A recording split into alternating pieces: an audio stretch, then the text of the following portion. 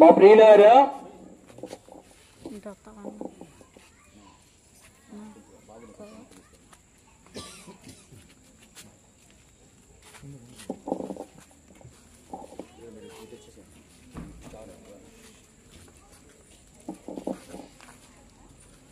మా ప్రియమైన వారులారా,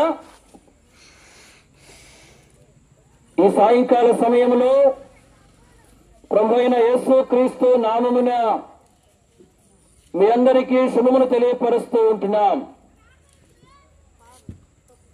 రెండే రెండు దారులు అని మేం పాడబాడుతూ వచ్చినాం. మా ప్రియులారా, ఈ లోకంలో జీవిస్తూ ఉన్న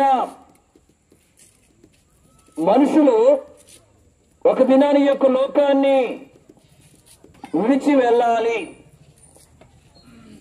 ఈ లోకంలో జీవిస్తూ ఉన్న మనుషులు చనిపోయిన తర్వాత ఎక్కడికి వెళతారు? గమనించండి, పరిశుద్ధ గ్రంథం బైబిల్ తెలియపరుస్తూ ఉంది. రెండు స్థలాలున్నాయి అని. ఒకటి పరలోకం, అదే మోక్షము, స్వర్గము అంటాం. రెండవది పాతాళం, వేదనకరమైన స్థలం. అది ప్రియులారా, ఈ లోకంలో జీవిస్తూ ఉన్న మనుషులు చనిపోయిన తర్వాత ఈ రెండు స్థలాల్లో ఏదో ఒక స్థలానికి వెళ్ళాలి. ఈ రెండిటిలో ఏది శ్రేష్టమైంది అంటే పరలోకమే శ్రేష్టమైనది. ప్రియులారా, పరలోకంలో ఎవరైతే ప్రవేశిస్తారో వారు ఎల్లప్పుడూ సంతోషంగా ఆ ప్రభువుతో కూడా ఉంటారు. వారికి బాధలుండవు, కష్టాలుండవు, వేదన ఉండదు, దుఃఖం ఉండదు, మరణమే ఉండదు. ఎప్పుడు నెమ్మది ఉంటుంది. ఈ శ్రేష్టమైనటువంటి పరలోకానికి ఈ లోకంలో జీవిస్తూ ఉన్న మనుషులు ప్రవేశించాలంటే గమనించండి, పరలోకము అనేది పరిశుద్ధమైనది. పరలోకంలో ఉన్న దేవుడు కూడా పరిశుద్ధుడు. ప్రియులారా, ఈ లోకంలో జీవిస్తూ ఉన్న మనుషులందరూ పాపులుగా ఉన్నారని పరిశుద్ధ గ్రంథము బైబిల్ తెలియపరుస్తూ ఉన్నది. ఏ భేదము లేదు, అందరూ పాపము చేసి దేవుడు అనుగ్రహించే మహిమను పొందలేకపోతున్నారని బైబిల్లో రాయబడి ఉన్నది. మా ప్రియులారా, ఈ లోకంలో జీవిస్తూ ఉన్న మానవులందరిలో పాపం ఉంది. మానవులందరూ పాపులుగా ఉన్నారు. పాపము అంటే దేవునికి విరోధమైన మాటలు మాట్లాడడం పాపము, దేవునికి విరోధమైన కార్యాలు చేయడం పాపము, దేవునికి విరోధమైన ఆలోచనలు చేయడం కూడా పాపమే. ఈ లోకంలో జీవిస్తూ ఉన్న మానవులందరూ దేవునికి విరోధమైన మాటలు మాట్లాడుతున్నారు, దేవునికి విరోధమైన కార్యాలు చేస్తున్నారు, దేవునికి విరోధమైన ఆలోచనలు కూడా కలిగిన వారుగా ఉంటూ ఉన్నారు. ప్రియులారా, ఈ రీతిగా మనుషులందరూ పాపులుగా ఉన్నారు. మనుషులందరిలో పాపము లక్షణాలు ఉన్నాయి. పాపులుగా ఉన్న మనుషులు పరిశుద్ధులుగా చేయబడాలి. అప్పుడే ఆ పరిశుద్ధమైన పరలోకానికి వారసులుగా చేయబడతారు. ఈ లోకాన్ని విడిచిపెట్టిన తర్వాత ఆ పరిశుద్ధమైన పరలోకంలో చేరేవారుగా ఉంటారు. మా ప్రియులారా, పాపులుగా ఉన్న మనుషులు పరిశుద్ధులుగా ఎట్లా చేయబడతారు? దాన ధర్మాలు చేయడం ద్వారా, పుణ్యకరణ చేయడం ద్వారా, భక్తీకరణ జరిగించడం ద్వారా పాపుల యొక్క పాపం పోదు. పాపులు పరిశుద్ధులుగా చేయబడలేరు. మా ప్రియులారా, గమనించండి, పాపులైన మానవులను పరిశుద్ధులుగా చేయడానికి ప్రభు అయిన యేసుక్రీస్తు వారు సర్వలోకాన్ని సృష్టించిన సృష్టికర్త అయ్యుండి మానవునిగా ఈ లోకానికి వచ్చాడు. యేసు ప్రభు వారు ఈ లోకానికి రాకముందు ఆయన పరలోకంలో ఉన్నాడు. కాలం పరిపూర్ణమైనప్పుడు, అనగా యేసుక్రీస్తు ప్రభు ఈ లోకానికి రావాలని నిర్ణయించబడినప్పుడు యేసు ప్రభు ఈ లోకంలో కన్యక గర్భమందు దైవశక్తి ద్వారా పాపం లేనివాడుగా జన్మించాడు. పాపం లేనివాడుగానే జీవిస్తూ వచ్చాడు. పిల్లరా, పాపుల యొక్క పాపాలను తొలగించి పాపులను పరిశుద్ధులుగా చేయడానికి ఆ గొలుగోతా కొండపైన 2 వేలాడి తన పరిశుద్ధమైన రక్తమంతటిని ఆఖరి బొట్టు వరకు చిందించాడు. యేసు ప్రభువు శిలువలో తన ప్రాణం అర్పించాడు, సమాధి చేయబడి తిరిగి లేచాడు. తిరిగి లేచి అనేకులు కనబడి అనేకులు చూస్తుండగా పరలోకానికి వెళ్ళాడు. పరలోకానికి వెళ్ళిన ప్రభు తిరిగి మరలా రాబోతూ ఉన్నాడు. మా ప్రియులారు గమనించండి, యేసుక్రీస్తు ప్రభువారు ఆ కలువరి శిలువలో చిందించిన ఆ పరిశుద్ధమైన రక్తం ద్వారా పాపుల యొక్క పాపం తొలగిపోతుంది, పాపులు పరిశుద్ధులుగా చేయబడతారు. బైబిల్లో రాయబడింది, యేసు రక్తము ప్రతి పాపము నుండి మనం పవిత్రులుగా చేయను అని. ప్రియులారా, యేసు ప్రభు యొక్క రక్తము పాపుల యొక్క పాపాలు తొలగించి పాపులను పరిశుద్ధులుగా చేస్తుంది. అయితే ఏం చేయాలి? పాపులుగా ఉన్న మనుషులు యేసు ప్రభుని నమ్మాలి. యేసు ప్రభు వారు పాపిని నా యొక్క పాపాలు తొలగించడానికి, పాపిని నన్ను పరిశుద్ధులుగా చేయడానికి ఈ లోకానికి వచ్చాడు. శిలువలో రక్తం గార్చి తన ప్రాణం అర్పించాడు, సమాధి చేయబడి తిరిగి లేచాడని నమ్మాలి. హృదయపూర్వక ఈ విధంగా నమ్మి పశ్చాత్తాపంతో పాపాలు ఒప్పుకోవాలి. పశ్చాత్తాపంతో పాపాలు ఒప్పుకొని క్షమించమని ప్రభుని వేడుకోవాలి.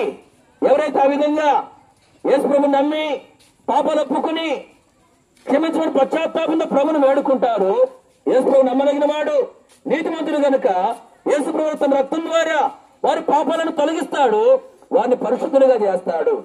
ఇలా పరిశుద్ధులుగా చేయబడిన వారు ప్రభు సహాయం చేత పరిశుద్ధంగా జీవించాలి. అంటే ప్రభువులకు ప్రార్థన చేసుకుంటూ, ప్రభు నేను పాపం జోలికి పోకుండా, పాపంలో పడిపోకుండా, పాపం చేయకుండా నన్ను కాపాడు ప్రభు అని ప్రతిదినము ప్రభుని అడుగుతూ, ప్రభుని ఆశ్రయిస్తూ పిల్లరా పాపం జోలికి పోకుండా పరిశుద్ధంగా జీవించాలి. ఎవరైతే ఈ విధంగా యేసు రక్తం ద్వారా కడగబడి పరిశుద్ధులుగా చేయబడి ఆ ప్రభు యొక్క సహాయం చేత పరిశుద్ధంగా జీవిస్తారు, అలాంటి వారే ప్రియులారా ఆ శ్రేష్టమైన పరలోకానికి, ఆ మోక్షానికి వారసులుగా చేయబడతారు. వారు మరి ఎప్పుడు లోకంలో మరణించినప్పటికీ ఆ శ్రేష్టమైన పరలోక రాజ్యంలో ప్రవేశించేవారుగా ఉంటారు. మా ప్రియమైన అమ్మాయ్య గమనించండి, మరి పరలోకానికి వారసులుగా చేయబడకుండా పరలోకంలో ప్రవేశించడానికి కొరకై అర్హతను సంపాదించుకోకుండా, అనగా పరిశుద్ధులుగా చేయబడకుండా పాపములుగానే జీవిస్తే, పాపములోనే కొనసాగితే, పాపం చేస్తూ ఉంటే అలాంటి వారి పరిస్థితి ఏంది గమనించండి. పిల్లరా, పరిశుద్ధులుగా చేయబడకుండా పాపములో అంటే అబద్ధాలు ఆడుతూ, మోసం చేయొచ్చు, దొంగతనాలు చేస్తూ, వ్యభిచారం చేస్తూ, ఇలాగున ద్వేషం అసూయ కలిగి కొనసాగుతూ, అన్యాయం చేస్తూ, ఇలాగున పాపం లక్షణాలు కలిగి అలాగే ఎవరైతే కొనసాగుతారో ప్రియులారా, వారికి లోకంలో జీవించినంత కాలము నిజమైన శాంతి ఉండదు, నిజమైన సంతోషం ఉండదు. వాళ్ళు చనిపోయిన తర్వాత ఎక్కడికి వెళ్తారంటే రెండో స్థలం ఉంది, అదే పాతాళం. అక్కడికి వెళ్ళిపోతారు. పాతాళం అంటే అక్కడ అగ్ని ఉంటుంది.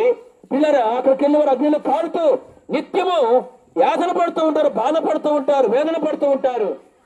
ధనవంతుడు మరి లోకంలో ప్రభు నమ్ముకోలేదు, పాపం చేస్తూ వచ్చాడు, పాపంలో జీవిస్తూ వచ్చాడు, తనకు ఇష్టమైనట్లుగా పాపం చేస్తూ వచ్చాడు, చనిపోయి పాతాళానికి వెళ్ళాడు. పాతాళంలో ఎంతో యాతన పడుతున్నాడు. విడిపించేవారు లేక, తప్పించేవారు లేక, సహాయం చేసేవారు లేక కేకలేస్తూ ఉన్నాడు. పిల్లల పాతాళం బహుభయంకరమైంది. అక్కడ ఎంతో వేదన ఉంటుంది, అక్కడ ఎంతో పాపం ఉంటుంది. పిల్లరా, అక్కడెంతో మరి యాతన ఉంటుంది. గమనించండి, పాపం చేసిన వారు పాతాళంలో ఎంతో బాధపడేవారుగా ఉంటారు. కాబట్టి పిల్లరా, ఆ భయంకర పాతాళం తప్పించుకుని ఎల్లప్పుడూ సంతోషం ఉండే పరలోకానికి వారసులుగా చేయబడాలంటే ఈ భూమి మీద బ్రతికుండగానే యేసు ప్రభువుని నమ్ముకుని పరిశుద్ధులుగా చేయబడాలని మీకు సువార్త వినిపిస్తూ ఉంటున్నాం. ఈ మాట త్రోసివేయక ఇప్పుడే యేసు ప్రభువుని అంగీకరించి ఆ ప్రభు ద్వారా పరలోకపు ఆశీర్వాదాలు మీరు పొందుకోవాలని ప్రభు పేరిట మీకు మనవి చేస్తూ ఉంటున్నాం. మా ప్రియులారా, ఇంకా ప్రభు యేసుక్రీస్తు వారిని గురించి మీరు ఎక్కువగా తెలుసుకోవడానికి మనకు సమీపంలోనే తుమ్మపూడి గ్రామంలో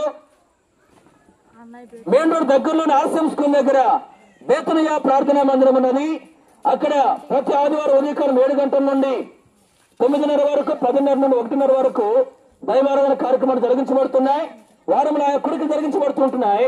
మీ అందరినీ ప్రేమతో ప్రభువైన యేసుక్రీస్తు నామములో ఆహ్వానిస్తూ ఉంటున్నాం. ఈ స్థలాన్ని విడిచి వెళ్ళక ముందు మీ క్షేమం కొరకు మేము ప్రార్థన చేస్తాం. చివరి ప్రార్థన చేస్తాం రండి అందరూ.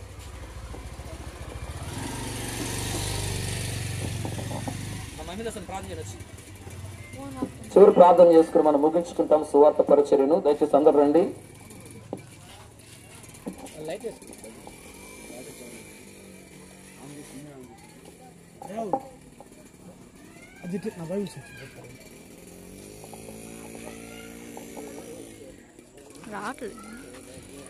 ప్రార్థన చేసుకుందాం.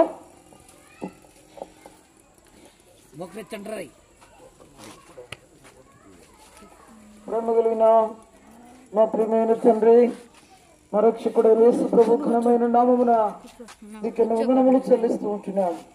ఈ సాయంకాల సమయంలో ఈ మోరం పొడి ఈ పురవేదులన్నిటిలో కూడా మిమ్మల్ని గురించి ప్రకటించడానికి మీరెంతగానో సహాయపడినందుకు కూడా స్తోత్రాలు.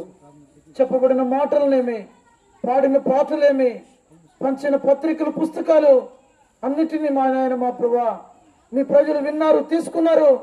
వారందరిలో మీ రక్షణ కార్యం చేయండి.